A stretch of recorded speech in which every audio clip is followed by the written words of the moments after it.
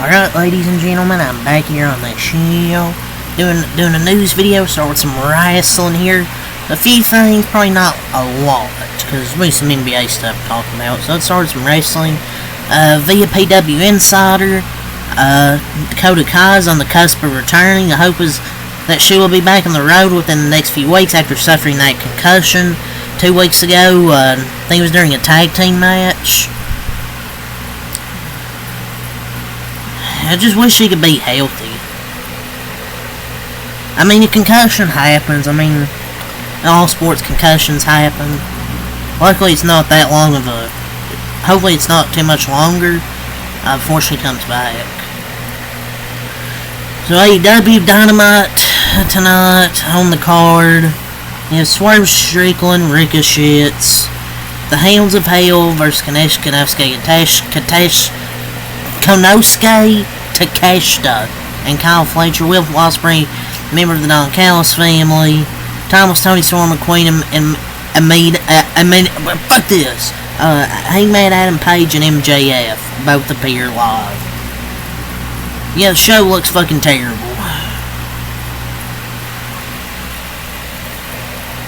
VPW Insider, Alexa Bliss will be headed to SmackDown. The original plan several weeks ago saw a move to Raw. I think I talked about this in the last wrestling news, but apparently she'll now be headed to SmackDown, which makes more sense. With the White Six, I mean, she has that doll there for a reason, and going to SmackDown, the White Six are on SmackDown, and they have, I believe, 5, and I think she'll probably be the 6th. So it's what's gonna happen. That's the White Six. I mean, but we'll just have to see how it goes. I mean, the White Six, I haven't seen them on TV in forever, so hopefully they'll be on TV more. So Fandango has returned. Yes, Fandango. Remember that? Well, he's back. He returned to NXT, and that's Johnny Curtis, pal. Johnny Curtis. I did not have this on my 2025 bingo card. Him returning. Got a good freaking pop as well. And there was also a mysterious ending to NXT. On that show. There was a group of 4 people. And it said Vengeance Day, and the show cut off. So I think it's like 4 or 5 people. I have no clue who it could be. I don't know.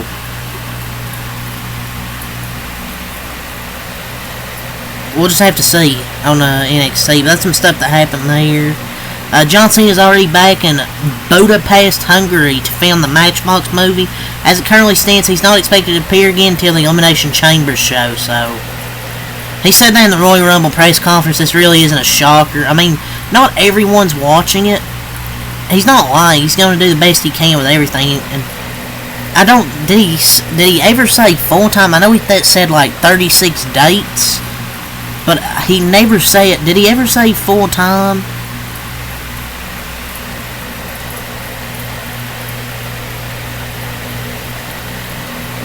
But, wish he wasn't doing these movies. He already did so many movies in 2023-24. Maybe he didn't say... He didn't even promise the 30 to 40 dates. He literally said they're going to do that many. They're going to try to do that many. He said in the press conference he did in the Money in the Bank thing. And he'll still do the 30 to 40 dates. PW Insider, CM Punk, Roman Reigns, Seth Rollins is the current plan for WrestleMania 41 Triple Threat. I mean, I don't know, man. People are saying, oh, this is where the favor comes into play. The favor. Well, the thing is, with Paul Heyman, where's the favor here? This is a non-title Triple Threat match. Where is this favor? If you want a favor, then this should have maybe a title. Like, what's the favor? And, like, I'm sorry, but this would not make any sense. Punk is supposed to be a smart character. Why would he use his favorite in a non-title WrestleMania main event? Wouldn't he use it to go after Cody? Like, this is kind of ridiculous. I don't see how a non-triple threat title match is a favor. I don't know how to feel about this, man. I mean, it's kind of just throwing 3 people into this and just hoping shit sticks. I know there's story that can be told, but I just don't care about this triple threat match, to be honest. I mean, I would rather if you want, have Drew McIntyre in it, though, at least. Have it be maybe a fatal 4-way. Because Drew McIntyre has history with all these guys. But nope, haven't faced Damian Priest. I don't know. I don't even think Jay and Gunther will main event. I feel like if these 2 matches do happen, then I feel like this triple threat will main event. But I don't know how to feel about this triple threat, man.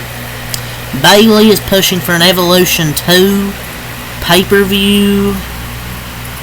I mean, I guess maybe it's way overdue. I mean, there's no better time to do it than now, because there's a bunch of good NXT women, and you know they have that partnership with TNA. You get the TNA women some exposure. So I mean, maybe. But yeah, that's all the wrestling that I want to talk about. So now I want to talk about some NBA. So the Sacramento Kings are trading for Jonas Valanciunas at the Steinline. The Kings have made another move. They have acquired Valanciunas. It's 2 second-round picks to Washington for Jonas Valanciunas. So Denver was involved in pursuing them, as were the Suns. So I believe City so goes in the deal, but who cares? My Golden State Warriors, they aren't fans of the Chicago's current asking price for Nikola Vucevic, per KCJ. Nobody's fans of them, so they better take what they can get. Thank you, Dub Nation. Not gonna make a move this trade deadline. But what could the Bulls possibly be asking for? They trade away Levine for a bag of chips. What are they fucking asking for? Brandon Pajimski? I guarantee you they're asking for a first-round pick. I mean, I don't know. Nothing left is moving the needle, and just tank at this point. I'm freaking serious. My Warriors are now focused on Jimmy Butler. I already talked about the KD situation in my rant about the Warriors, about how they're a joke.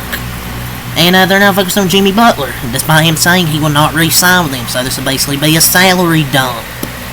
Yeah, no, I don't want Jimmy Butler, thank you. Then Schroeder's aimed to watch in potential trade talks in and around Jimmy Butler. Trading ass for ass right there. New York Knicks are expecting to move Jericho Sims. Trading for who? Yeah, sure.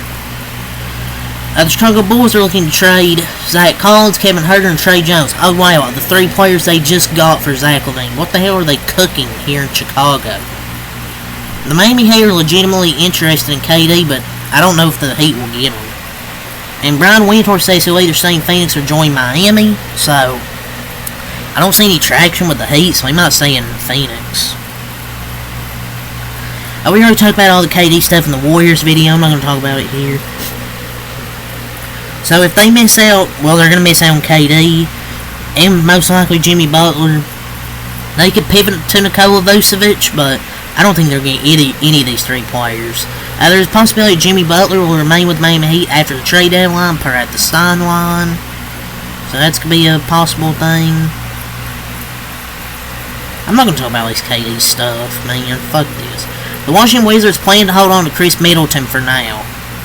Just let him buy him out and let him go to a contender. Holy free holies. Oh no. The Milwaukee Bucks did extensive research and Kyle Kuzma believe his talents will help them play faster. Yeah, right. Can't wait to watch him go like 2 for 14 in his first game. He's having a really down season. He's just not good. They didn't do any good research. And yes, there was a trade. Chris Middleton for Kyle Kuzma happened this morning. And Giannis Antetokounmpo supported the Kyle Kuzma acquisition. Going from Chris Middleton to Kyle Kuzma. Ass for ass. The Detroit Pistons are trading for KJ Martin. Yeah, who gives a fuck? We have the new Big Three in Milwaukee. Sure, pal. Anything else here? Devin Booker's the only player guaranteed to remain on the team, so still, Devin Booker's the only player player that's probably going to be on the team. The Cavs and Hawks have had trade talks centered around DeAndre Hunter and Caris LeVert. DeAndre Hunter's more consistent in my opinion, so I think it'd be a good move. Trade for a more consistent player in DeAndre Hunter than keep an inconsistent guy in Caris LeVert. So I'm talking about a little NFL in this video. So brand star pass rusher Myles Garrett says he wants to compete for championships, which is why he asked for a trade. I have a lot of love for Cleveland, but for me it's always been about competing for championship. It's never been about the Hall of Fame for me. It's not about money or records. You're remembered for winning. He's basically saying the Browns are about like poverty right now, which he's not wrong. They're pretty poverty. We'll see where he gets traded to if this does happen. So, Giants wide receiver Malik Neighbors says if the team drafts a QB, he'd also want to pair that rookie with a veteran, he told Pro Football Talk. Maybe he should be the new Giants GM. How is he smarter than their general manager?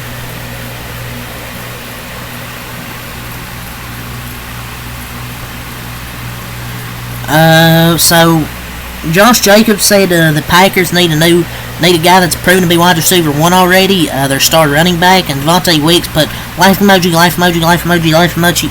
thumbs down. Well, I don't know why Dontavian Wicks, you need to step up your game, sir. I don't know what you're laughing about. Former Panthers Commanders head coach Riverboat Ron is taking a general manager-like role with Cal football, his alma mater. Oh boy, can't wait to watch Cal football go 0-12. Deanna Rossini thinks Brock Purdy can end up getting a contract from the 49ers that pays him between $55-60 million per season via The Athletic. I think he's a good player. I think he's a good quarterback. I don't know who you're going to have come in and do better in that system. I don't know I think $55-60 million is really a lot for Brock Purdy, but quarterbacks get overpaid a lot. Eagles cornerback Darius Slay says that 2025 will most likely be his last year in the NFL. He's hoping to stay in Philly for it. Jalen Miro, if he's ever considered switching positions, you don't ask a zebra to be a dog. Okay, man. You ain't playing quarterback in the NFL, buddy. None of the players want the NFL to add an 18th game to the season per the NFLPA's Lloyd Howell. No one wants to play an 18th game. Well, they just care about money. I mean, I want players to be healthy. Will Levis said he will embrace the QB competition this offseason. He's going to put his head down and prove to them that he can be their quarterback. Yeah, sure. Brandon Graham is currently on track to play in what will be his final career game, coming back from that triceps injury. The Chiefs are optimistic about Rashee Rice, about the progress he's making so far in his knee injury. Several teams view DJ Reed as the best free agent cornerback that will be available this offseason. I could easily see him being a Washington Commander. Cowboys superstar lineman Zach Martin hasn't decided if he will continue playing in 2025. Had a down year, we'll see. The Rams are willing to eat a chunk of Cooper Kupp's salary, nearly $40 million over 2 years, to facilitate a trade. There was a screaming match between members of the Commanders' front office on the draft day in 2023 when they drafted Emmanuel Forbes over Christian Gonzalez. Man, imagine how much their defense would be better. It could take some time for the Myles Garrett situation to play out due to the Browns unwilling to trade him, so we'll see. There's increasing belief that around the NFL that the Patriots will consider trading young quarterback Joe Milton this offseason. I mean, why not keep him to have a solid backup?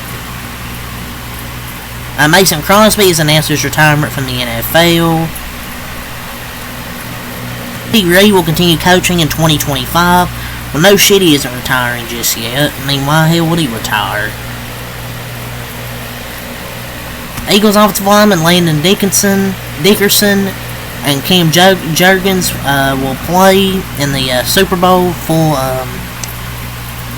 Full participants on the injury report. That's all I'm talking about for this NFL video. Or this news video. Peace.